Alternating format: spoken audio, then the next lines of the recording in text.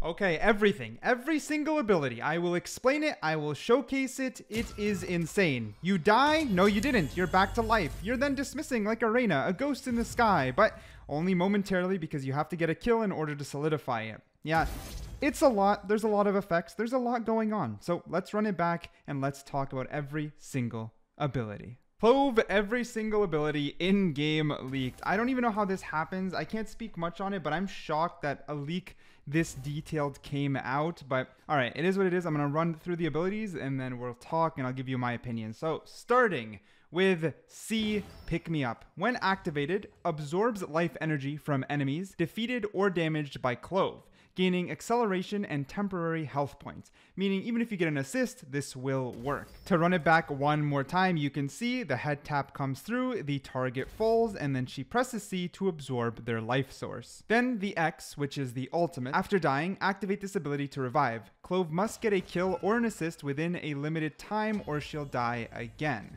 So you're going to have to actually be worth reviving. It's weird. You only come back momentarily, which is a little bit odd. You can see here, so you have a very short period before you can revive. So you have to press X almost instantly. And then there's a very short period to actually almost like Reyna dismiss into a safe spot. And then there's a second timer, which you see after the revive comes out, like after the dismiss is over, that timer bar right in the center. You have to get a kill or an assist within that timer to actually be fully revived. And all this for a 7 ability ult point. So no, I don't actually think it's too broken.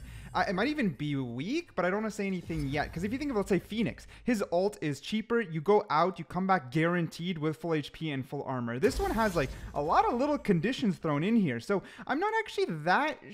She's not looking too strong based off of the revive. That's what I'm trying to say. That's my personal opinion so far. But the big one here is E, Ruse. Press E to equip the battlefield map. Press on the map to choose the smoke location. Clove can also use this ability while dead. So like, guys, remember when we were yapping? When you're dead, you can smoke off the enemy. It is now confirmed. I don't, like, you're watching what I'm watching, right? You're seeing this, right? Like, this is what will make Clove strong. What are the restrictions here? What is allowed? I don't know. Like, you can't grab a snack anymore while being dead. Like, you gotta focus up. This is insane. I'm gonna be honest. I didn't expect Clove to actually have like an Astra style menu. I thought that would only be Astra. I actually didn't think that would ever be reused again. I don't know why, because Brim technically has something similar, so I don't know why I didn't think of it, but here it is. The biggest twist is you can do it while dead, which I feel makes her a lot, like, doesn't this hurt Astra? Doesn't Clove inherently hurt Astra really badly, or am I insane? Because this means you can play aggressive, you can revive. If the revive doesn't go well, you didn't lose your smokes. We sort of knew this because this is the only thing that made sense about being able to play aggressive. But then they mentioned the revive. After they mentioned the revive, I thought, okay, maybe you can't smoke after, you know, being dead. But nope, you get a revive and you get a smoke after being dead. And as you can tell, once it's placed, it just comes out. So you don't have to like pull a star or trigger it again. Once it's placed, it goes out. Meaning you can go first and then you know where the enemy is and then you can revive and then you can smoke off.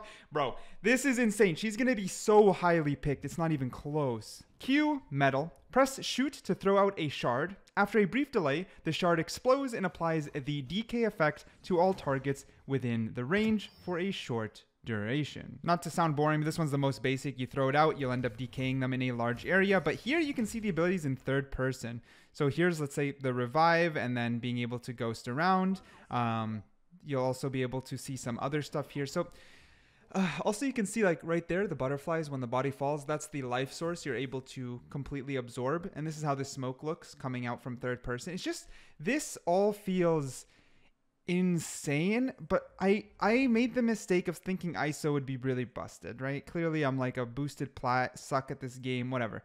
Clearly I don't know what I'm talking about when it comes to how powerful an agent's going to be, at least until after I'm able to absorb information from others and just playing the game. I just think that Clove sounds strong. I actually don't think the ult is strong. I just think it's the smoking after death that will make her powerful. And I think the ability to play this game without fear makes her powerful. I know that sounds like cap, but hear me out. When an agent basically enables you to play aggressively with very little... Think about when you Phoenix ult. There you go. Sorry about yapping. Thinking when you Phoenix ult, you can just dive in. You can just go straight to the enemy lines and you have almost no fear. Just all you got to watch my body. This time you don't even got a body to watch. You're just smoking off after. You can play aggressive knowing that if you were to push a site, let's say split, you push split, someone kills you from heaven, but you are able to get a pick on screens. Once you die, okay, someone's heaven, I'm smoking off heaven. And then the next round, something similar on the opposite side. But this time you die, you revive, you come out, you get a kill, you got 2 kills, you push into their spawn, you die. Guess what, boys? You still got your smoker. You still got your controller alive, even though I'm in their spawn, motherfucker. Like, bro. She is going to be, at least to some extent, insane in certain hands. Even if her abilities inherently aren't overpowered or anything like that, in certain hands, like, oh man, it's the first controller I want to play. I always liked Astra, but I found her a little bit tedious with all the menus. This has a nice little mix, man. A nice little mix. And it also engages, like, something that you guys won't fully relate to it as an average Valorant player, including myself. But people who want to shot call, right? People who want to take the leader position, which tends to be the controller, right? When there's someone who's taking the leader position, they tend to be controllers who is going to who's going to calm out the strategies, what to do, what they think should happen next.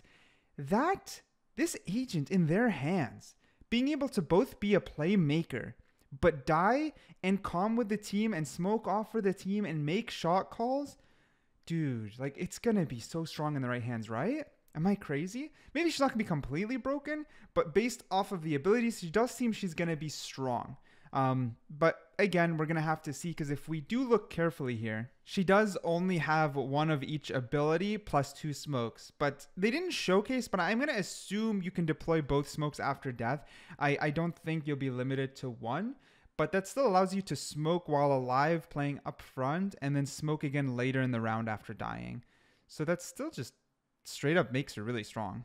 Like, there's no way around the fact that this straight up makes her very strong. I guess the only other thing is, like, in what ranks would she be strong and how does it shift the meta? I do think it's gonna, Astra's already not very highly picked. I actually think it does hurt Astra. I understand Astra has other abilities. I understand there's the suck and the concuss, and there's a lot more stars going on and you can pull it back. Astra's still unique, and I don't want my words to be taken out of context. I'm not saying this replaces Astra's abilities one-to-one. It replaces the fact that I think she's going to be a controller that is played more often, which hurts Astra, Harbor, etc., because they're already not played, and Riot never buffed these people back. Like, Harbor has always been pretty weak, and they never really made a move to bring him back into the meta, meaning if she does fit into team comps well, which I think she will, I can expect double controller, because 1 controller can now play aggressive. I could be wrong, but I won't be surprised if we see a double controller meta, because, but again, I'm not a pro player, you know, I'm not a Radiant, so maybe I'm wrong.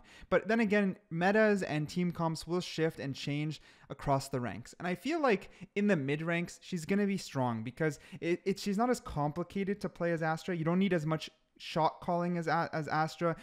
Even if you get an assist, you're able to use your abilities. You don't need to even secure the kill. Assists work as well. So if you base all that together, her skill ceiling seems very high, but the skill floor doesn't seem too elevated. And because of that, I feel the average player can pick her up easily, meaning I think even starting in silver and gold, we're going to see her a lot.